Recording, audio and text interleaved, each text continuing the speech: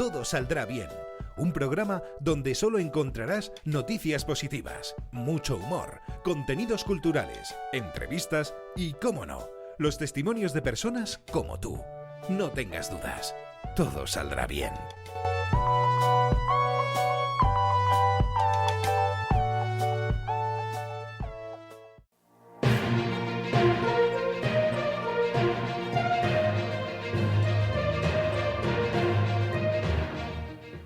Bienvenidos a un nuevo programa de Todo Saldrá Bien, en el que esperamos seguir cumpliendo vuestras expectativas, como parece que conseguimos en nuestro primer programa, tras escuchar todas las muestras de apoyo que nos habéis hecho llegar. Así que nos comprometemos a seguir trabajando y mejorando este espacio que no nos cansaremos de decir está hecho en positivo y con el que pretendemos ayudar a que los rayos de sol consigan traspasar esas nubes que tenemos desde hace unas semanas encima de nuestras cabezas.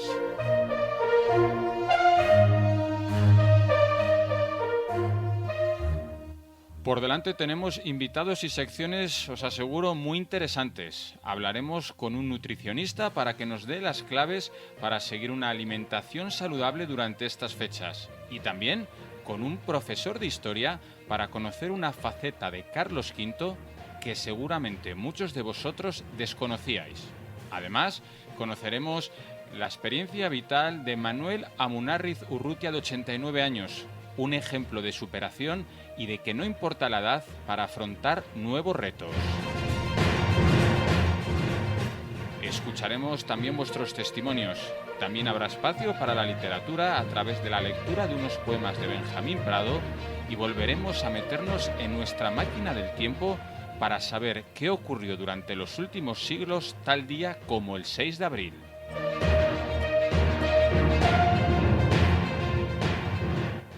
Como habéis podido escuchar, tenemos por delante unos minutos apasionantes, así que sin más, aquí comienza Todo Saldrá Bien.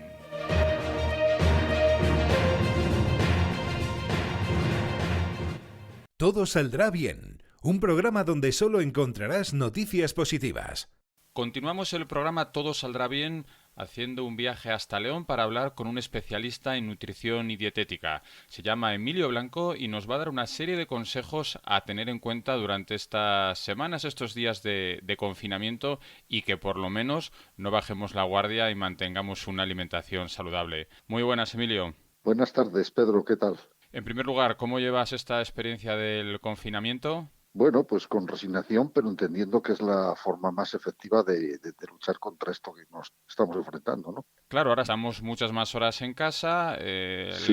la nevera y la despensa la tenemos a nuestra total disposición. ¿Qué consejos nos darías a todos los oyentes de Todo Saldrá Bien para durante estas fechas tan especiales mantener una alimentación saludable? Sí, la verdad es que es un peligro el tener tanto tiempo disponible, ¿no? Pero también es una ventaja, ¿no? Mira, ahora mismo nos estamos enfrentando realmente a algo totalmente desconocido. Yo creo que nadie de las personas que vivimos ahora habría imaginado una situación como esta, ¿no? Y lo que no se puede hacer es ocurrencias, ¿no? Ahora se me ocurre no sé qué cosa para mejorar nuestra situación y tal. Sí que se puede hablar de cosas que han funcionado siempre y la alimentación funciona. La correcta alimentación no va a acabar con el coronavirus, evidentemente, ¿no? Pero sí que nos pone en una situación óptima para enfrentarnos a él, ¿no? Entonces, todos los consejos que podíamos haber dado antes de la aparición de esta epidemia siguen siendo válidos, ¿no? Hay que alimentarse de una manera suficiente, equilibrada y armónica. Y es más, ahora yo creo que casi es una ventaja el hecho de estar tanto tiempo en casa, ¿no? Porque podemos dedicar más tiempo a pensar en alimentación. Antes no teníamos tiempo, comprábamos de manera compulsiva, íbamos a la carrera y picábamos, no picábamos, y no sé, y era un problema. Si te parece, Emilio, ¿qué recomendaciones nos darías, por ejemplo, cuando ahora se hace la lista de la lista de la compra, que hay que medirla muy mucho para estar poco tiempo en el Sí, supermercado, por si tiene que ir un vecino o una vecina a hacértela? A ver, danos 10 alimentos, por ejemplo, si te parece, que sí tienen que ir en esa lista de la compra. mira, hay un tema del que se habla pocas veces porque en muchas ocasiones se ha considerado que es una comida de segunda y tal, pero los congelados es una opción magnífica. El congelado es una opción magnífica. Mejor que comprar las cosas frescas y congelarlas nosotros en casa. ¿Por qué? Porque la congelación industrial tiene muchas más garantías, ¿no? Entonces, tanto el pescado, la carne, como las verduras congeladas no deben faltar en nuestro frigorífico. Después las conservas. Las conservas, yo soy un firme defensor de las conservas siempre y cuando consumidas con moderación, ¿no? Lo único que hay que vigilar en las conservas es la cantidad de sal adicionada que llevan, que esto puede representar un peligro, sobre todo para personas hipertensas, y también elegir un poco el aceite que acompaña a la conserva, ¿no? Yo, por ejemplo, siempre soy partidario de escoger ese tipo de conserva que venga en aceite de oliva virgen o en aceite de girasol. Y después lo que sí es imprescindible, imprescindible es mucha fruta y verdura, y agua, líquidos. Es un problema. Ahora, por ejemplo, lo que no nos podemos permitir, sobre todo en personas que vamos teniendo ya cierta edad, es un ingreso hospitalario por un problema de deshidratación. Si hay muchas personas que tienen patologías previas, los problemas de deshidratación puede hacer que esto se agrave y que requiera un ingreso hospitalario. Y ahora no nos lo podemos permitir porque en el hospital no nos van a poder atender como deberían, porque están ocupados con otras cosas, ¿no? Aunque me Entonces, imagino, perdona Emilio, que la sí, cantidad de agua dependa también cada caso. En líneas generales, ¿cuál es la cantidad conveniente de consumo de agua o de otros líquidos? mira, y esto es una pregunta recurrente, esto me lo hacen en muchas ocasiones, ¿no? La gente me pregunta y dice, oye, ¿y cuánta agua tengo que beber? Y yo siempre respondo lo mismo, digo, yo qué sé lo que meas, porque va a depender de esto, depende de lo que seamos capaces de eliminar, ¿no? Pero ocurre una cosa, en condiciones normales, la gente no va a presentar problemas de deshidratación. Pero ¿qué ocurre? Que cuando vamos aumentando en edad, el umbral de sed disminuye, ¿sabes? Y entonces hay determinadas personas que tienen que beber aunque no tengan sed, sobre todo las personas mayores. Y yo cuando digo beber o la ingesta de agua, no me refiero única y exclusivamente al líquido. Si consumimos muchas sopas, muchos purés o mucha fruta y mucha verdura, pues ya va acompañado de gran cantidad de agua. Yo, por ejemplo, de los 8 vasos de agua al día, pues lo considero una estupidez, ¿no? Porque 8 vasos de agua, ¿y cómo son los vasos de agua? Entonces, muchas veces depende, si sudamos mucho, pues deberemos ingerir más agua. Si estamos con un proceso diarreico que vamos muchas más veces al baño, deberemos ingerir más agua. Es decir, pero que las personas que nos están escuchando piensen que en condiciones normales, problemas de deshidratación no va a haber, pero sí que hay que estar vigilantes cuando la persona tiene una edad avanzada o está consumiendo fármacos que provoquen pues una mayor eliminación de líquido. Entonces sí que hay que asegurarse de que la ingesta sea la adecuada, ¿no? Has comentado congelados, Sí, verduras, fruta, agua. ¿Algún compañero más de viaje que no nos debemos olvidar? las conservas Las que no falten conservas. y después los derivados lácteos y los huevos. Los huevos son fundamentales. Ahora encima que ya no hay tanto miedo a la ingesta de huevos, porque hay que decir a las personas que nos puedan escuchar que una persona sana, completamente sana, podría comer sin ningún problema 5 huevos a la semana. El huevo es una fuente de proteínas de altísimo valor biológico y además que permite unas realizaciones culinarias muy diversas y puede ser muy agradable en estos momentos. Una buena tortilla de patatas, una buena tortilla francesa, mezclada con cosas, o sea, es estupendo. Y una vez que hemos hablado de lo recomendable y de lo que debe estar compuesta nuestra dieta, ¿cuántas veces a la semana o cuántos caprichos nos podemos dar para no cruzar esa delgada línea roja y no llevar una dieta saludable? No, esto es una pregunta clave y muy interesante, ¿no? Claro, porque ¿qué consideramos una infracción, no? Nuestro cuerpo está perfectamente preparado para infracciones ocasionales. Yo en infinidad de ocasiones he repetido que muchas veces, según es el delito, así es la pena, ¿no? Lo que pasa que, como tú decías al principio, efectivamente, esto es una época mucho más peligrosa, porque estamos mucho más tiempo en casa. Tenemos mucho más tiempo para abrir la puerta del frigorífico o nuestras despensas, y entonces es un peligro, ¿no? Pero vamos, no pasaría nada porque en estos días pues pudiéramos infringir algún tipo de norma, ¿no? Que si un día nos apetece, pues comernos un chuletón, un cocido y después no sé cuántas cosas más, pues también lo podríamos hacer. Paseamos por el pasillo unas cuantas más veces y no hay ningún problema. Sí que hay que huir de sobre todo los alimentos procesados o muy procesados. ¿Por qué? Pues porque tienen muchos componentes que no van a ser muy útiles para nuestra salud y sí que nos la pueden complicar. Sobre todo ciertos aditivos alimentarios si abusamos de ello y principalmente la sal. Pero en cuanto a lo demás, oye, pues si un día te apetece un pastel pues hecho en casa, pues te lo comes. En fin, no va a haber problema por esto.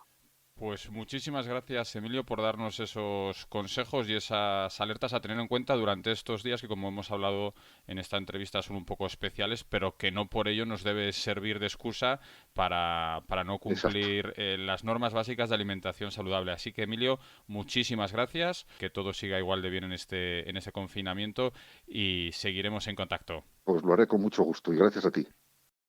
Todo saldrá bien. Nosotros sabemos que todo saldrá bien, como también lo saben muchas personas como tú. ¿Quieres escucharles? Aquí están sus testimonios. Me llamo María Ángeles y estoy sola en casa. Mi marido está ingresado. He pasado momentos muy tristes y muy difíciles, pero estamos pasando esta pesadilla. Os doy muchos ánimos a todos porque esto pasará.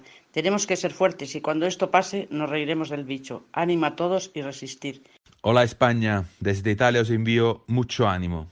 Aquí en Italia lo estamos también pasando muy mal, pero poco a poco estamos viendo la luz. Cada día hay menos contagio y muertos. Estoy seguro que en España pasará lo mismo en los próximos días. Muchísimas fuerzas y coraje de un italiano que adora vuestro país. Abrazo fuerte. Muchas gracias a estos oyentes que han compartido sus mensajes de ánimo. Recordaros que podéis enviarnos vuestros testimonios por WhatsApp al móvil 650-696006. Repito, 650-696006. Y para cerrar esta sección hecha por vosotros, vamos a escuchar en la voz de nuestra compañera Elena Ancos el contenido de una carta enviada a Todo Saldrá Bien por la oyente Cookie Díaz. Abrir los ojos cada día, descubrir que la vida sigue estando de mi lado, mirar el móvil y saber que mi familia está ahí, bien, esperando para abrazarnos. Otra familia lejana en el parentesco, pero cercana en el trato, a través de la tecnología, entra con su voz en mi casa, cada día para decirme, todo saldrá bien. Yo, viajera incansable, descubro un día que tengo las fronteras cerradas, que me quede en casa, y me quedo. Pienso en mis amigos inseparables, confinados aquí conmigo, en mi casa, son los libros. Los leo con detenimiento y descubro que la imaginación no está confinada, no tiene fronteras, y viajo de manera virtual a los lugares donde se desarrolla la trama. Hago llamadas a aquellos otros amigos que olvidé en un momento, con una disculpa, estoy tan ocupada, y responden con alegría, como si la última vez hubiera sido ayer. Pienso en los que sufren la pérdida de un ser querido, el no poder estar cerca, a su lado, para decirles adiós. Pero la unión en el recuerdo funciona. Aquellos abrazos, las risas compartidas. Sí, amigos, las emociones se canalizan de otra manera, pero no menos intensas y gratificantes. Y descubro que después de casi 20 días en mi casa, no estoy aburrida, no me siento sola. Es un continuo ir y venir, sin ver ni tocar a nadie, eso sí, pero sintiendo a todos en el corazón. No se abandonen a la pereza ni al desánimo, ocupen su mente, su tiempo en casa. Todo saldrá bien y recuerda que ya queda un día menos. Seguimos entre fogones, pero en este caso fogones históricos. Y digo esto porque durante los próximos minutos nuestro protagonista será Carlos V y su especial relación con el mundo de la gastronomía patria y también europea. Para conocer esta faceta de Carlos V, desconocida para muchas personas, vamos a hablar con Adolfo Carrasco, que es profesor de Historia Moderna y director del Instituto Universitario de Historia de la Universidad de Valladolid.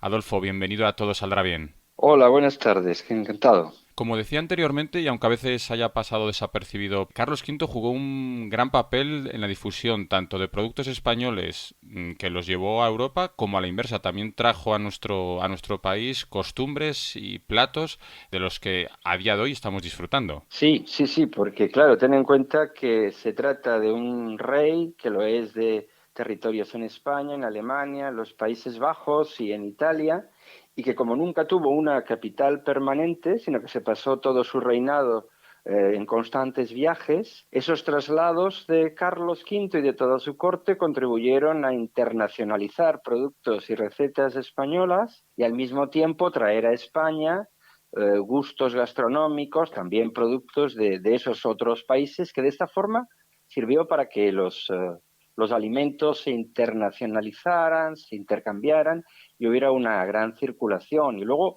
además, es que Carlos V fue un gran amante de la comida y de la bebida. Y bueno, incluso algunos han llegado a decir que se trata de un auténtico bebedor y comedor compulsivo, ¿no? Incluso se habla de posible bulimia, pero en todo caso era un gran amante de la mesa y eso contribuyó a que todo su entorno también lo fuera, todas las personas de su círculo también lo fuera, y con esos viajes, como digo, pues circularon productos, sabores, recetas, etcétera. Si te parece, comenzamos hablando sobre los alimentos y platos que trajo a España Carlos V. ¿Algún ejemplo? Sí, pues hombre, sobre todo es la cerveza, porque Carlos V, que se había criado en la corte borgoñona de Bruselas, era un gran amante de la cerveza. Y de hecho, cuando viene a España la primera vez, en 1518, se hace acompañar por sus maestros cerveceros, fundamentalmente flamencos, es decir, lo que ahora serían belgas y holandeses, y alemanes. El tipo de cerveza que hacía esta gente, que no era conocido en España, era un tipo de cerveza bastante fuerte, bastante densa, ¿no? Tipo una cerveza oscura, muy aromatizada con frutas, también con especias y con bastante grado de alcohol. Este tipo de bebida no se conocía en España. Aquí la bebida, digamos, nacional o la bebida más comúnmente utilizada o consumida era el vino. Y sin embargo, él trae la cerveza. De hecho, podemos decir que con él comienza a aparecer, por lo menos en círculos más o menos adinerados, ese gusto por la cerveza. Lo que pasa es que se tiene que cambiar el tipo de cerveza, ¿no? Aquí los maestros cerveceros empiezan a hacer un tipo de cerveza más suave, más rubia, más clara, ¿no? Pero siempre, bueno, Carlos V a todas partes iba con sus cerveceros. Incluso a Yuste, cuando se retira, también lo hace. Bueno, y también más cosas, ¿eh? Por ejemplo, las ostras. Bueno, evidentemente en España se comía, sobre todo en las zonas de costa, se comían por los pescadores, en los pueblos cercanos a las riberas del mar, pues se comían ostras y otros productos, pero en el interior no se conocían. Sin embargo, Carlos V era muy amante de unas ostras, además particulares, que se conseguían por la zona de Ostende, en Bélgica, y se las hacía traer con un gran despliegue de hielo para poder conservarlas, etcétera. Se las hacía traer incluso, como digo, hasta el interior de la península, en Valladolid o en otros lugares en los que estuvo el rey, se hace traer las ostras. Claro que al principio resulta un plato para la gente de interior español, resulta un plato muy raro, ¿no? Porque Lógico. no lo conocían. Sí, pero bueno, también introdujo ese plato. Bueno, y las angulas también. En fin, son platos evidentemente de cocina para sibaritas y sobre todo para personas con dinero, para la nobleza, para el alto clero, para los cortesanos. Fundamentalmente estos son los que traes. Y a la inversa, ¿de qué recetas y productos españoles se convirtió, como decíamos, en gran embajador gastronómico por toda Europa? Bueno, pues sí, eso es muy curioso porque el principal son las sopas de ajo, en todas las variedades que hay, ¿no? Es que hay una variedad en Zamora, pues, sopas de ajo en León, también hay otras particulares, en Valladolid, en fin, en muchos lugares de la península, ¿no? Bueno, también en Aragón, en otros lugares, las sopas de ajo. Las probó aquí, las probó en España, eso sí que lo sabemos, le gustaron mucho. Y tanto se aficionó a ellas que hizo que sus cocineros, los que viajaban siempre con él, aprendieran la receta, y a partir de entonces, bueno, pues Carlos V no perdonaba un buen plato de sopas de ajo que se tomaba en Alemania, en cualquier sitio, y de hecho lo internacionalizó, además con el sentido de la sopa después de una noche con mucho alcohol, bebiendo mucho, luego, digamos, como al final, ¿no? Tomar las sopas de ajo para que no siente mal tanto alcohol. Y luego hay otras recetas o un tipo específico de tratamiento de los alimentos como son los escabeches. La técnica del escabeche, tanto de aves como de pescados, que eran muy comunes en el interior de de España, lógicamente para poder conservar las carnes y otros productos, porque no había frigoríficos u otros procedimientos, ese tipo de procedimiento de trabajo con las carnes para que se conserven propios del interior de España se empiezan gracias al emperador, se empiezan a extender por toda Europa y algunos tipos de embutido, ¿no? Digamos lo que llamamos chorizo, algo parecido a lo que ahora entendemos como chorizo, desde luego las morcillas y luego productos muy españoles, el aceite de oliva y también las aceitunas. Y particularmente Carlos, que también era muy amante del dulce, Sí. le gustó mucho la pastelería, sobre todo la pastelería muy típicamente española, que era la de origen musulmán, ¿no? Como los pestiños, los mazapanes, todo ese tipo de pasteles muy dulces, característicos de una tradición española por la presencia durante siglos de los musulmanes, se extendieron por toda Europa gracias al emperador. Seguro, Adolfo, que los oyentes mientras te están escuchando se están imaginando esas mesas llenas de platos, de dulces, de bebida.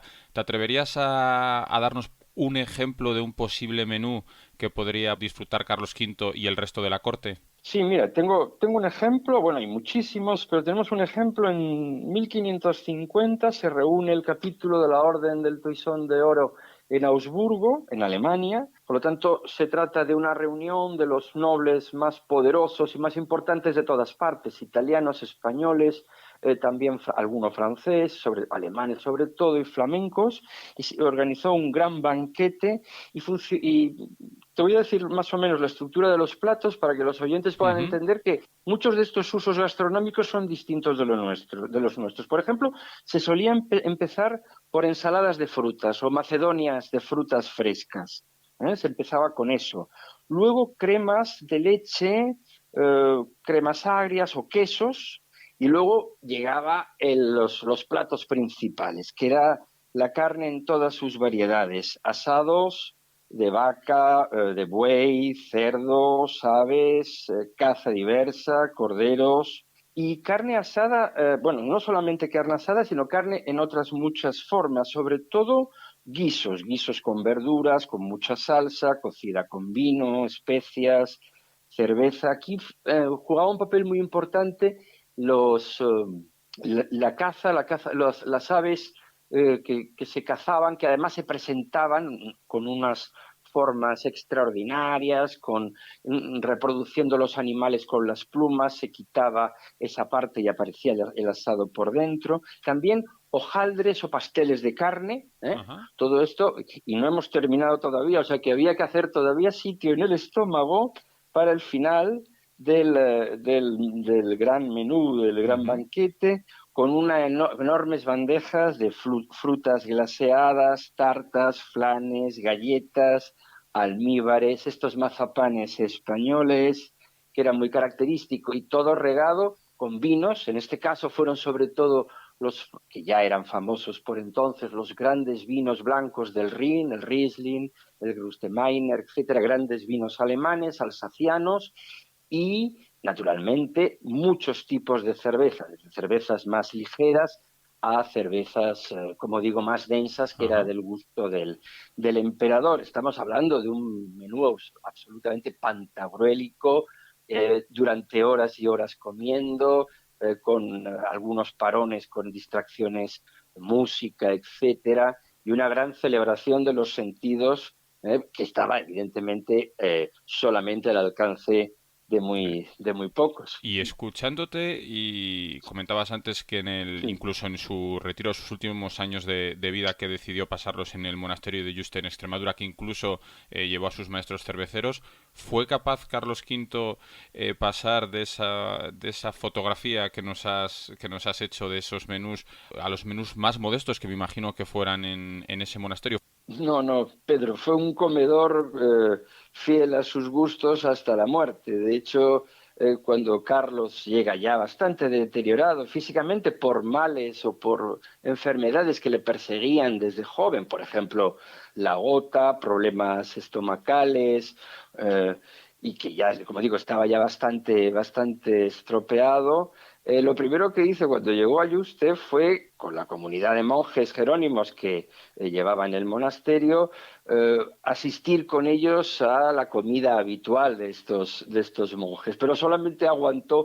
un día comiendo ese menú tan modesto de la comunidad de monjes. Enseguida ordenó que sus maestros cerveceros empezaran a producir litros del líquido que tanto le gustaba, pidió las ostras de Ostende y luego algunos platos españoles que había conocido a lo largo de sus viajes, como las truchas, que se las solían servir pues rellenas, ¿no? Más o menos como ahora las comemos, carnes de buey, de cordero, carnes de Ávila, la especie característica de las carnes de las terneras avileñas, sus queridas sopas de ajo, y todas las crónicas nos dicen que hasta el mismo día de su muerte, aunque estaba ya bastante deteriorado, como digo, siguió comiendo en abundancia, a pesar de que los ataques de gota a veces eran de un dolor agudísimo, y a pesar de que ya estaba enfermo de lo que acabó con él finalmente en 1558, que fue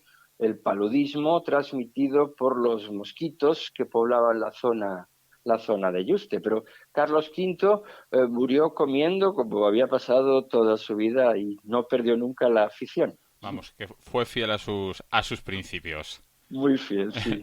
Bueno, pues muchas gracias, Adolfo, por habernos acercado a la figura de Carlos V desde un prisma muy poco habitual, pero no por ello menos importante, ya que, como se suele decir, somos lo que comemos. Exactamente, ha sido un placer. Muchas gracias. Todo saldrá bien.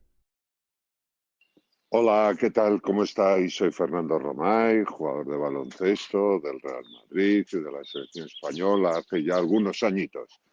Oye, nada, quería acercarme a estos micrófonos que me brindan Todo Saldrá Bien para dar un mensaje de ánimo para todo el mundo. El baloncesto estamos acostumbrados a jugar muchísimos todo el partido y que todo se decide en el último segundo, con lo cual la paciencia y el tesón es una de las características que debería tener todo jugador de baloncesto. Por esto, por lo que os pido que seáis jugadores de baloncesto, que tengáis fuerza durante todo el partido, paciencia para estar lo más fuertes posibles al final del partido. Sabiendo que se va a dilucidar por un puntito o dos, y sobre todo tesón y ánimo para llevarnos este campeonato, que lo vamos a hacer seguro. O sea, a ver, esto había un médico nuestro y compañero mío, Cristóbal Rodríguez, que decía: tan efímera es la gloria como la miseria. Estamos en un momento de miseria y va a ser efímero, va a durar poquito, con lo cual simplemente deciros esto: ánimo, fuerza y paciencia y tesón. Ahí estamos. Venga, un abrazo a todos y gracias por permitirme acercarme a vosotros. Todo saldrá bien, un programa donde solo encontrarás noticias positivas. Estamos de estreno porque os presentamos la sección cultural Palabras Contadas, en la que escucharemos poemas y todo tipo de relatos. Hoy vamos a comenzar disfrutando de dos poemas de Benjamín Prado en la voz de nuestra compañera Marta Tejerina.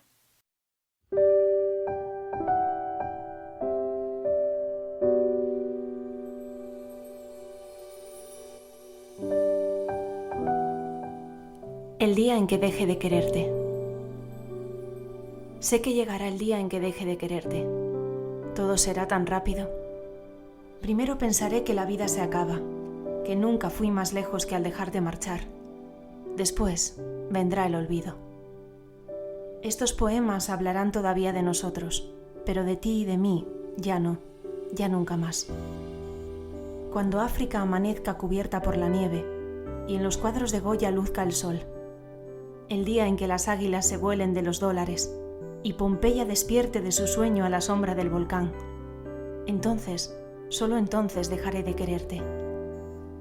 El día que no acabe a las 12 de la noche, el día que el ejército de Marte cubra el cielo, o Raskolnikov salga de Crimen y Castigo a poner unas rosas en la tumba de Dostoyevsky, entonces todo habrá terminado. No te voy a querer. Pero hasta que eso ocurra, solo tú y yo podríamos separarme de ti.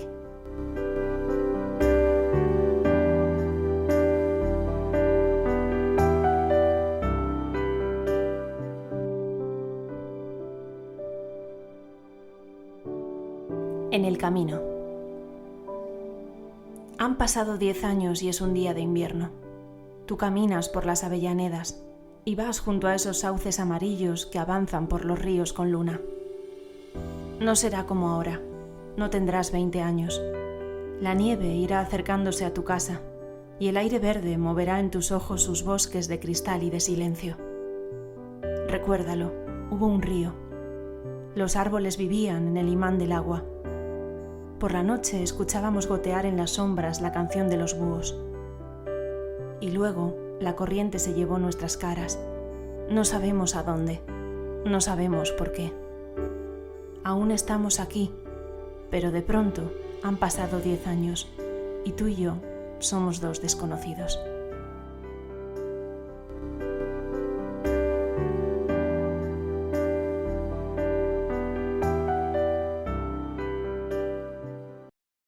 Todo saldrá bien y recuerda que ya queda un día menos.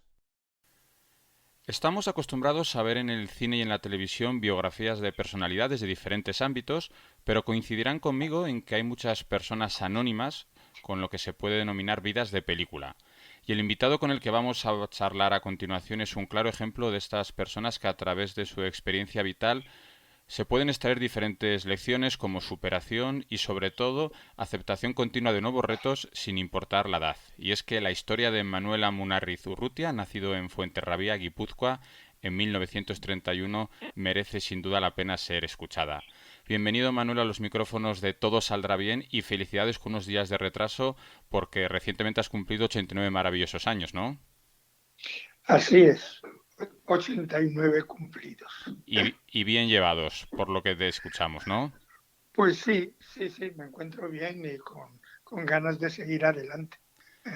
Tras haber, Manuel, cursado Biología y Medicina y ser ordenado sacerdote, ¿qué es lo que te lleva a pegar el salto del charco e ir hasta la selva ecuatoriana para potenciar y mejorar un pequeño hospital que, corrígeme si me equivoco, solo se podía acceder a él a través del río, ¿no? Con canoa. Así es. Bueno, mi historia es un poquito compleja y también especial, ¿no?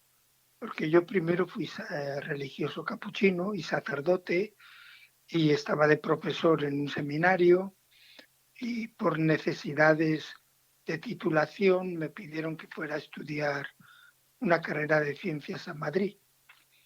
El año 1958, o sea que hace ya bastante tiempo, ¿no?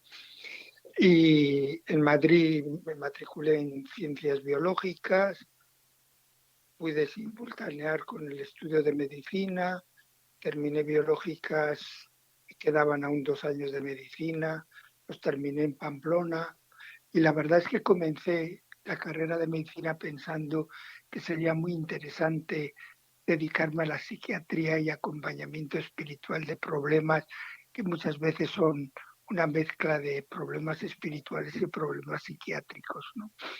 Y cuando terminé la carrera vi que había otro horizonte, que era la práctica de una medicina en lugares donde realmente por las circunstancias y por la distancia pues se carecía completamente de la asistencia profesional médica. Existía un pequeño hospital en la selva amazónica, en el río Napo. Había que acceder a él en canoas, en aquella época canoas casi a remo, distancias muy largas desde el comienzo del río en el que había que tomar la vía fluvial, eran casi 300 kilómetros para bajar hasta Nuevo Rocafuerte. Y allí había un hospitalito muy pequeño, de madera, del municipio de Rocafuerte, que había sido encomendado a la iglesia de Aguarico, que era la iglesia que de alguna manera atendía espiritualmente la zona misionera de allí.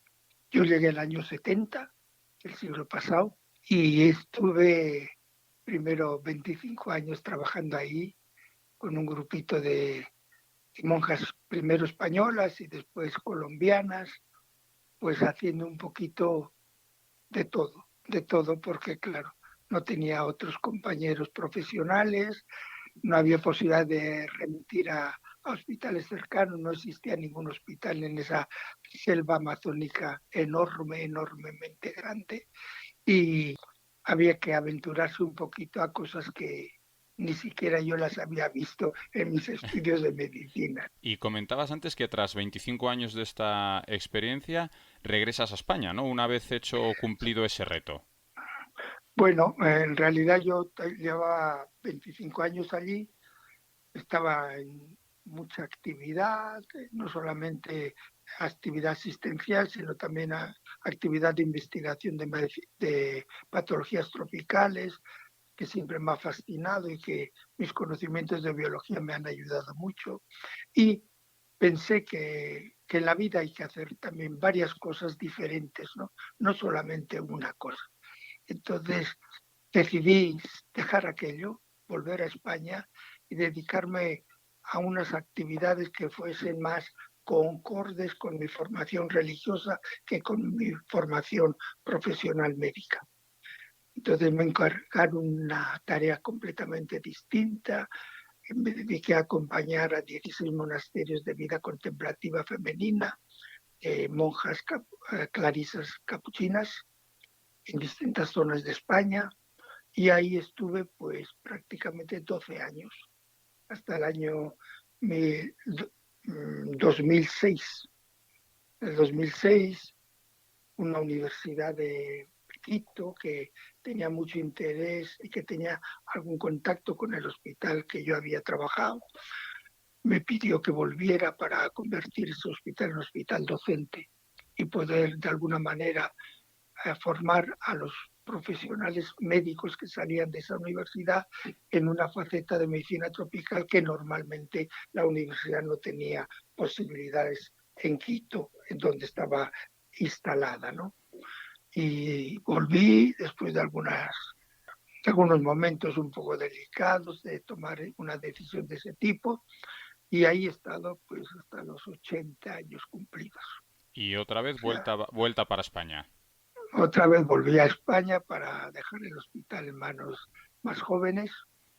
Después, por circunstancias de incapacidad de dirección de las personas que yo encomendé la dirección de ese hospital, pues ese hospital decayó en sus actividades y providencialmente encontré un franciscano médico que estaba en Valladolid, donde yo acababa de llegar hacía pocos meses a mi nueva comunidad de aquí, de Valladolid, de los capuchinos de Valladolid.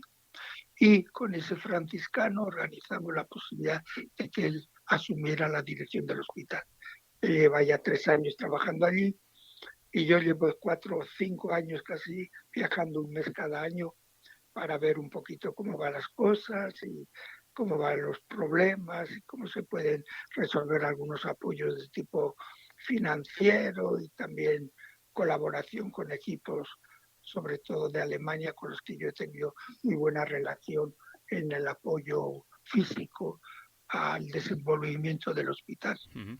Me imagino, Manuel, que todos los oyentes estarán escuchando y preguntándose si en alguna ocasión has dicho que no a un reto a salir de tu zona de confort, porque cuando has asumido diferentes proyectos, una vez que ya estaba el proyecto montado, ya estaba situado, no te ha importado en ningún momento dejar atrás la comodidad y aceptar ese nuevo reto sin importar la edad. ¿Has dicho algún reto o algún proyecto que no?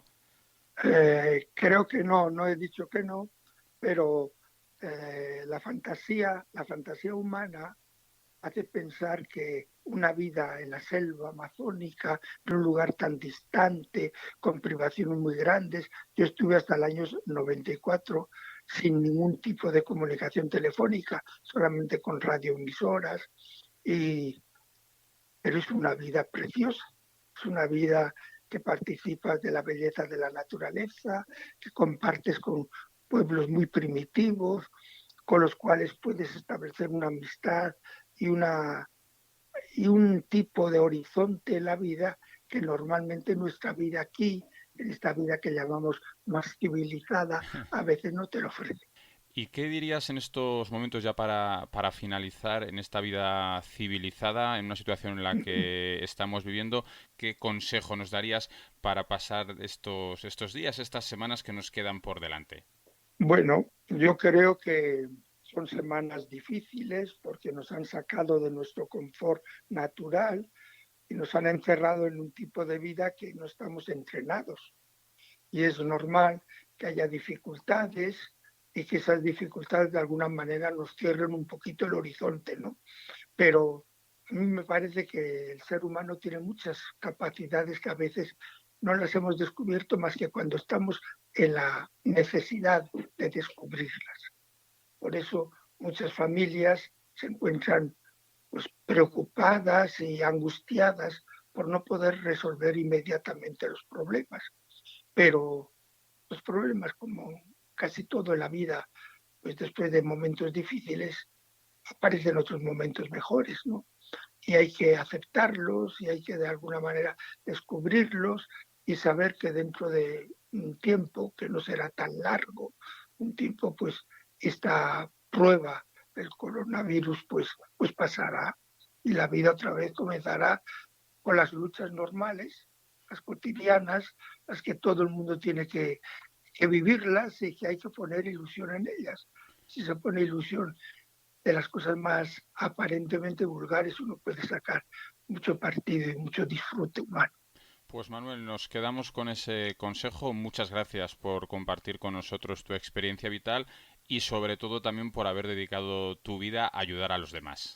Pues nada, es un gozo poder participar en este tipo de programas, ¿no? Todo saldrá bien.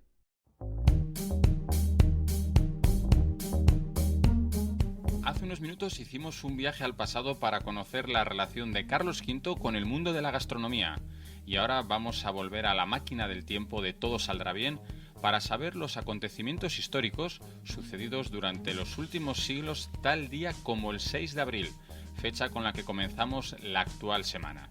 Así que abróchense los cinturones, pongan sus asientos en posición vertical, porque el viaje va a comenzar.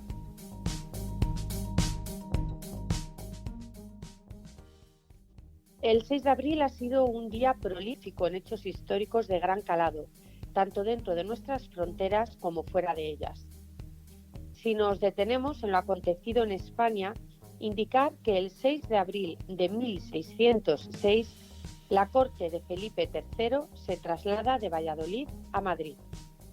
Más de 100 años después, en 1713, se reúne por primera vez la Academia Española de la Lengua en Madrid. Y ya en 1931 se funda el Granada Club de Fútbol. Fuera de nuestras fronteras, el 6 de abril fue testigo de acontecimientos de gran relevancia, como la abdicación de Napoleón Bonaparte en 1814 o la inauguración en Atenas en 1896 de los primeros Juegos Olímpicos de la era moderna. A inicios del siglo XX, en 1917, Estados Unidos declara la guerra a Alemania en la Primera Guerra Mundial y 13 años más tarde, en 1930, Gandhi levanta un puñado de barro y sal y declara: "Con esto sacudo los cimientos del Imperio Británico", lo que supone el inicio de la Marcha de la Sal.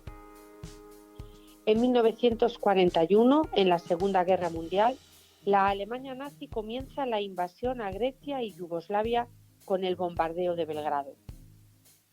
Pero no todo van a ser efemérides bélicas, ya que un 6 de abril de 1943 se publica El Principito, del escritor francés Antoine de Saint-Exupéry. En Londres, en 1968, Maciel gana el Festival de Eurovisión de la canción con el tema La La La.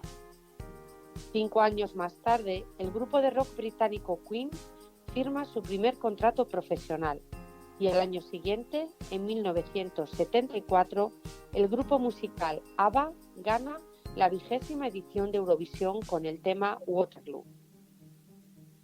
Y finalizamos nuestro repaso histórico con dos noticias, una negativa y otra positiva, ya que el 6 de abril de 1992 comienza la guerra civil en Bosnia-Herzegovina. Y en 1998, Francia y el Reino Unido ratifican el Tratado de Prohibición Total de Pruebas Nucleares. Todo saldrá bien. Un programa donde solo encontrarás noticias positivas.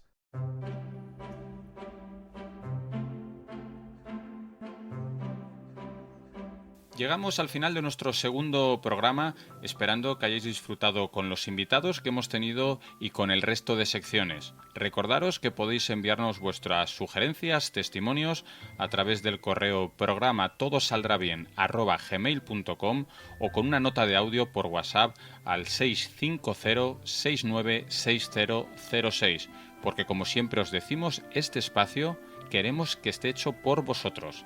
También, como no, podéis seguirnos a través de nuestros perfiles en Facebook y Twitter. Todos los integrantes del equipo de profesionales que formamos Todo Saldrá Bien, Elena Ancos, Patricia Sánchez, Jorge Martínez, Sonia Salcedo, Marta Tejerina y el que les habla, Pedro Lechuga, os mandamos un fuerte abrazo y un mensaje sincero de optimismo, porque ya sabéis, todo saldrá bien.